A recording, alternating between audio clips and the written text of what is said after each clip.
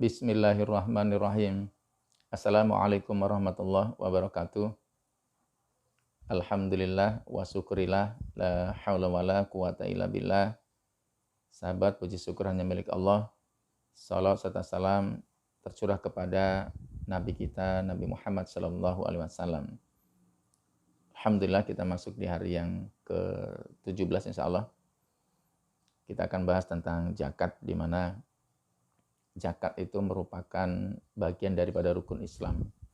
Kalau kita tidak mau bayar zakat atau mengabaikan zakat, maka kita merobohkan pondasi Islam itu.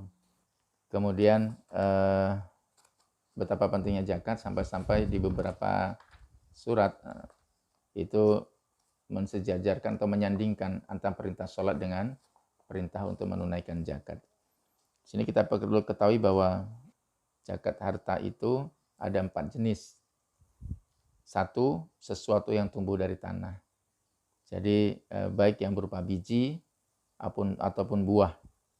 Jadi dasarnya adalah firman Allah di dalam surat Al-An'am ayat 141. Dan tunaikanlah haknya di hari memetik hasilnya dengan dikeluarkan zakatnya. Kemudian dari hadis Nabi, Bismillahirrahmanirrahim, fi masaqatis sama'u au kana asyariyal usru wa fima sukiya bin nad'i nisful usr. Pertanian yang disirami oleh langit atau yang tumbuh dengan sendirinya tanpa pemeliharaan, maka bagian zakatnya adalah 1/10. Sedangkan pertanian yang menggunakan pengairan sendiri adalah 1/20. Hadis riwayat Bukhari. Kemudian dalam sebuah hadis juga, laisa fi habi wala samarin shadaqah hatta yablugha khamsata awsuq. Biji-bijian dan kurma tidak ada zakatnya kecuali jika sudah sampai 5 wasaq. Dari wasaq itu adalah 60 sok berdasarkan ukuran sok Nabi sallallahu alaihi wasallam. Dengan demikian nisabnya adalah 300 sok yang timbangannya untuk gandum yang harus mencapai 240 gram atau 2 kg 1/25. Nisabnya atau soknya gitu. Kemudian yang kedua adalah binatang ternak. Sapi, kambing, domba maupun kambing bandot. Jika masuk kategori binatang ternak itu yaitu unta, sapi dan kambing. Baik kambing domba maupun kambing bandot. Jika binatang tersebut masuk kategori saimah dan dipelihara untuk diambil susunya dan dikembangbiakkan dan sudah sampai nisab. Nisab minimal unta adalah 5 ekor, sapi 3 ekor, sapi 30 ekor, dan kambing 40 ekor. Yang dimaksud dengan binatang saimah adalah binatang yang digembalakan di rerumputan bebas yang bukan merupakan tanaman orang sepanjang tahunnya atau kebanyakan waktunya. Jika binatang itu tidak termasuk kategori saimah, maka tidak ada zakatnya. Kecuali jika binatang itu diperdagangkan. Demikian tentang binatang ternak. Kemudian yang ketiga tentang zakat harta itu adalah emas dan perak. Allah berfirman, hai orang-orang yang beriman, sesungguhnya sebagian besar dari orang-orang alim Yahudi dan rohib-rohib Nasrani benar-benar memakan harta orang dengan jalan yang batil. Dan mereka menghalang-halangi manusia dari jalan Allah. Dan orang-orang yang menyimpan emas dan perak dan tidak menafkahkannya pada jalan Allah, maka beritahukanlah kepada mereka bahwa mereka akan mendapat siksa yang pedih.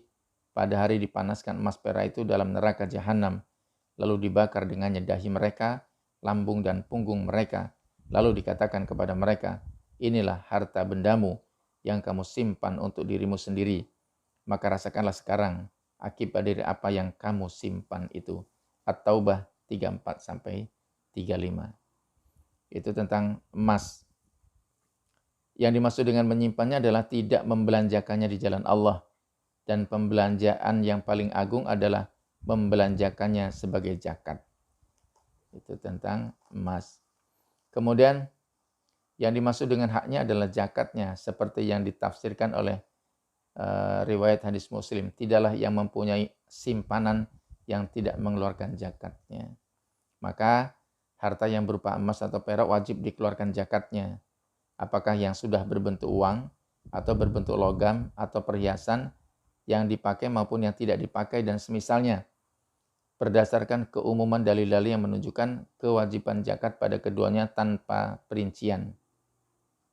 Gitu. Kemudian dalam sebuah hadis, apakah kamu memberikan zakat perhiasan ini? Wanita itu menjawab tidak. Beliau kemudian bersabda, sukakah kamu bila pada hari kiamat nanti Allah memakaikan 2 gelang dari neraka disebabkan oleh keduanya? Akhirnya wanita itu melepaskan kedua gelang tersebut dan memberikannya kepada Nabi Shallallahu Alaihi Wasallam, lantas berkata, keduanya untuk Allah dan Rasulnya.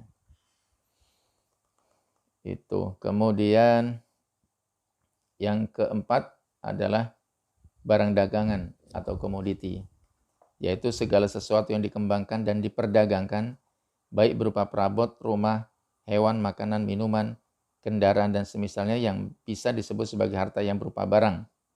Ia harus menghitungnya setiap tahun dan kemudian mengeluarkan 2,5% dari nilainya. Apakah nilainya itu sesuai dengan nilai ketika ia membelinya, lebih tinggi atau lebih rendah?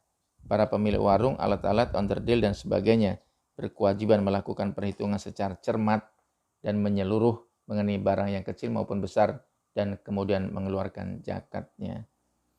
Dalam sebuah hadis, A'udzubillahi minasyaitonirrajim, laisa 'alal muslimi fi abdihi wala farasihi shadaqah.